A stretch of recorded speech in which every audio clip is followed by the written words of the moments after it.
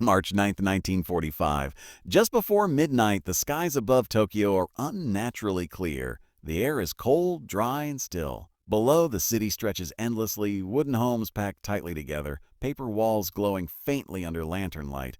Somewhere in the distance, a temple bell fades into silence. The capital of Imperial Japan is asleep, unaware that the night itself is about to change. Then, far above the clouds, a sound begins to form. Not sudden, not violent. A low, distant hum, steady, mechanical, growing heavier by the second. It is not the scream of a dive bomber or the sharp crack of anti-aircraft fire. It is something deeper, something sustained. The sound of engines that do not turn back. This moment matters because by 1945, Japan's fate rested in the air. The empire's leadership understood that if the home islands could be defended, the war could still be prolonged, perhaps negotiated. Japan's military doctrine had always relied on resilience, on absorbing punishment while preserving national spirit. The skies over Japan were meant to be the final shield. That shield was about to be tested by an aircraft unlike any the Japanese had ever faced. The Boeing B-29 Superfortress was not merely a bomber, it was a declaration of industrial dominance. Pressurized cabins, remote-controlled gun turrets, advanced navigation systems, and a bomb load unmatched in the Pacific theater. Built in American factories at a pace Japan could not imagine, the B-29 represented a new kind of warfare, one driven not by desperation, but by capacity. Japanese air defense planners believed altitude was protection. Early B-29 raids flew above 30,000 feet, out of reach of most interceptors and flak. Japanese fighters struggled to climb. Engines overheated, oxygen failed. Pilots blacked out before reaching the enemy. Reports from the time describe frustration, confusion, and disbelief. They had expected bombers that could be challenged. What they encountered were machines that seemed immune to interception. At first, the damage appeared limited. High-altitude precision bombing struggled with jet stream winds over Japan. Bombs missed factories. Commanders believed this proved the limits of American technology. They believed Japan's cities, dense, flammable, but spiritually resilient, could endure. Then the strategy changed. American planners studied weather data, urban layouts, and industrial patterns. They realized Japan's greatest vulnerability was not steel, but wood. Not factories alone, but cities themselves. And the B-29 was perfectly suited to exploit this reality. The engines returned, night after night. The same hum, always steady. Japanese airmen scrambled in darkness, guided by ground controllers who struggled to track targets moving faster and higher than expected. Radar coverage was inconsistent. Fuel shortages worsened with each passing month. Experienced pilots were scarce. Training hours were cut drastically. Aircraft were conserved, not flown. What Japanese pilots expected was interception, short engagements, calculated risk. What they experienced was helplessness. Bombers flying too high, too fast, too many. And historical records from Japan's Army Air Service reveal growing alarm. One report noted that American bombers operate with impunity. Another admitted that interception success rates were negligible. These were not emotional assessments. They were operational facts. By early 1945, the B-29s began flying lower, much lower. The change was shocking. Instead of the thin air of the stratosphere, the superfortresses descended into predictable altitudes, where navigation was precise and bombing accuracy increased dramatically. Japanese defenses, already strained, were now completely overwhelmed. The hum of engines filled the sky for hours. On the ground, firestorms followed. Entire districts vanished in a single night. The Tokyo raid alone killed an estimated 100,000 civilians, making it the deadliest air raid in history. Japanese airmen watched helplessly as the city burned beneath aircraft they could barely touch. The psychological impact was devastating.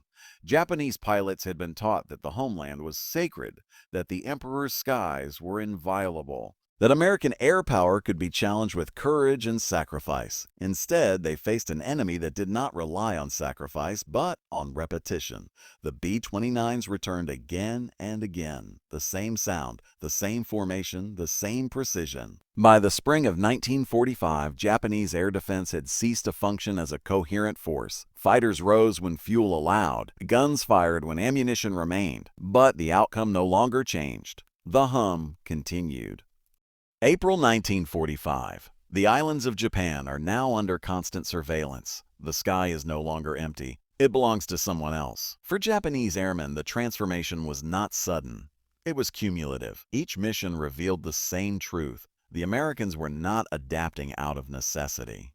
They were refining a system already designed for dominance. The B-29's precision was not accidental. Bombing accuracy improved through radar-guided targeting, Pathfinder aircraft, and detailed reconnaissance. American crews trained relentlessly. Replacement aircraft and crews arrived continuously.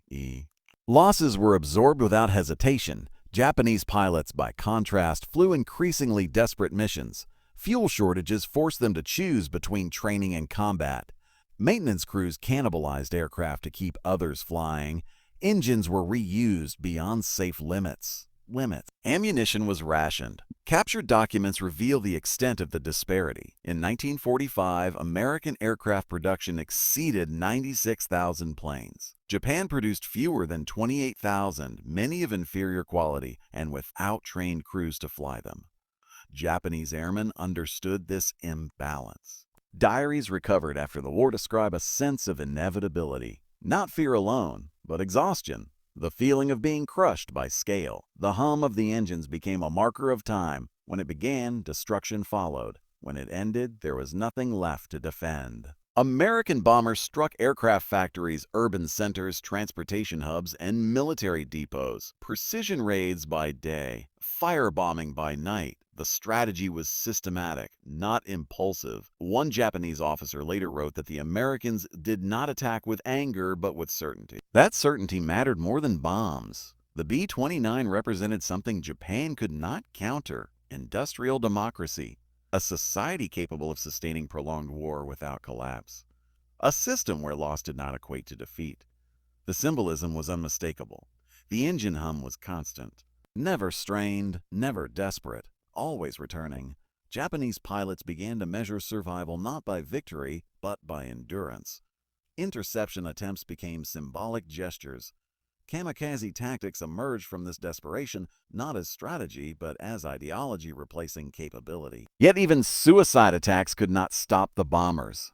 The skies over Japan became a demonstration, not of cruelty, but of inevitability.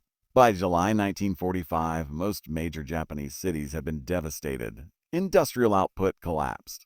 Civilian morale faltered. Military leadership faced an impossible truth: air superiority was absolute. The B-29s continued flying. August 1945. The war nears its conclusion. Japanese airfields are silent.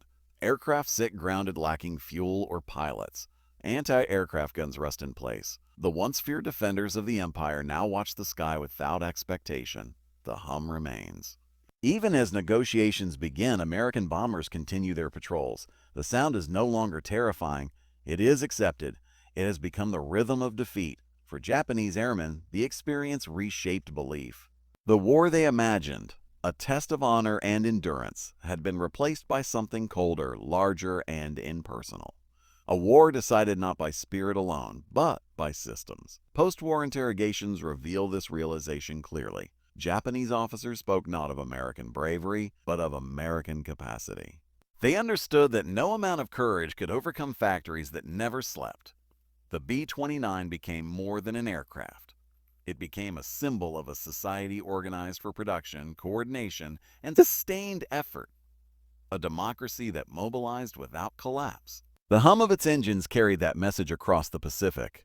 In the epilogue of this story, one returns again to the night sky over Tokyo, to the stillness before the sound, to the belief that endurance could substitute for capability. The sound came anyway, and it did not stop. The lesson was not merely military, it was ideological. Freedom, when paired with organization and abundance, becomes decisive force, not because it destroys, but because it cannot be exhausted. Long after the engines fell silent, the hum remained.